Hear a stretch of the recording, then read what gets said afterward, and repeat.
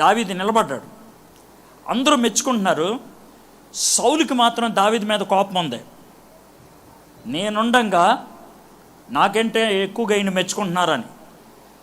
సంఘాలలో, సమాజంలో, ప్రస్తుత ప్రపంచంలో సౌలు లాంటి వాళ్ళు మన జీవితంలో చాలామంది ఉన్నారు. మళ్ళీ చెప్తున్నాను, గొలియాతు లాంటి వాళ్ళు ఉన్నారు, సౌలు లాంటి వాళ్ళు ఉన్నారు. గొలియాతు మన అపోనెంట్, కానీ సౌలు మన అపోనెంట్ కాదు, మనలో ఒకడే.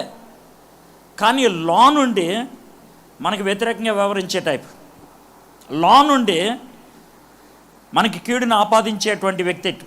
ఎందుకనంటే కుళ్ళు, కచ్చి, మన ఎదుగుదల ఓర్వలేనటువంటి వారు మన చుట్టూ ఉన్నారు.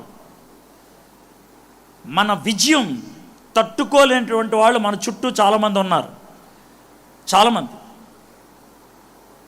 అయితే సౌలు దావీదుని చంపుదామని మొదలుపెట్టాడు. 17వ ఏట ఆ ప్రయాణం చాలా దూరం నడిచింది.